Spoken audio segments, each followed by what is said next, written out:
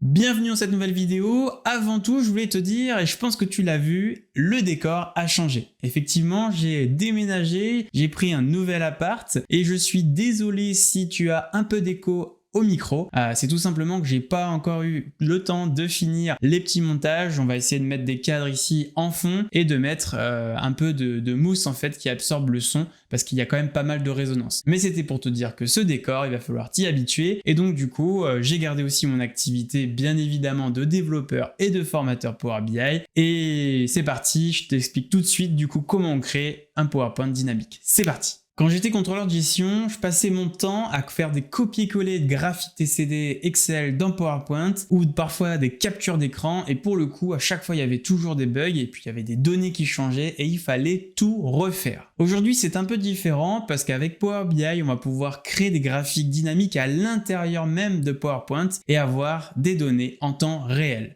Je vous montre tout de suite en pratique ce que ça donne. Alors la première chose, c'est bien évidemment de se rendre dans Power BI Online. Vous avez déjà publié un rapport Power BI, donc sur la chaîne, normalement vous connaissez, vous savez comment on crée un rapport Power BI et comment on le publie. Et ici, c'est tout simplement le dashboard que l'on a appris à créer dans notre formation sur formationpowerbi.fr. C'est parti, c'est la petite pub donc de la vidéo. Tout ça pour vous dire qu'on a une formation sur formationpowerbi.fr qui vous est dédiée. Elle rassemble du coup 3 formations. On est à peu près sur 8 heures de contenu, 140 vidéos en ligne. Formation exclusivement créée par moi-même. On a donc le DAX, le query, le design, c'est-à-dire comment créer un dashboard du coup qui soit assez attractif au niveau de l'utilisateur. Donc n'hésitez pas à vous rendre sur la page, tout est dans la description de cette vidéo. Je reprends donc tout simplement, nous allons insérer ce dashboard dans PowerPoint. Et bien tout simplement déjà, on va ouvrir PowerPoint.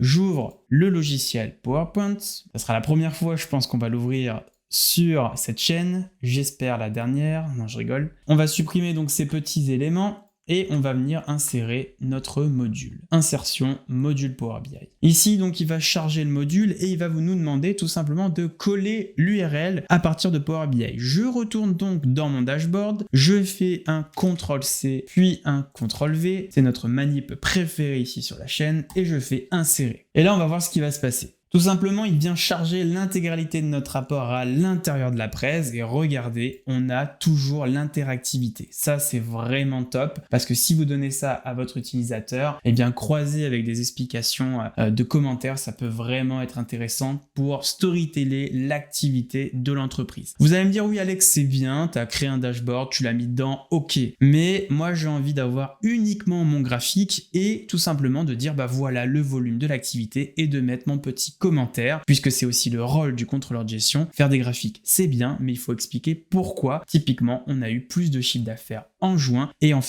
mars, pardon. Et bien, tout simplement, on va se focus là-dessus, sur notre petit graphique de chiffre d'affaires. Premièrement, on va tout simplement faire une nouvelle diapositive. On va enlever encore une nouvelle fois ces petits éléments, puisque nous, on va pas les utiliser. On va revenir dans notre dashboard Power BI. On va faire les 3 petits points ici, partager et lien vers cet élément visuel. Ici, il va nous proposer donc de copier le lien. Je copie le lien. Je viens ici, insertion, Power BI et bien évidemment, il va falloir encore insérer notre petit lien URL et on va voir ce qui va se passer. Et donc là, on a bien finalement notre CA qui est visualisé dans Power BI, donc dans PowerPoint. Donc on a juste à le déplacer, à le redimensionner et puis tout simplement ensuite à créer notre petit titre, créer notre animation standard du coup PowerPoint et puis storyteller l'activité de l'entreprise. Et tout ça c'est dynamique et vous avez vu, il y a un indicateur qui est hyper intéressant, surtout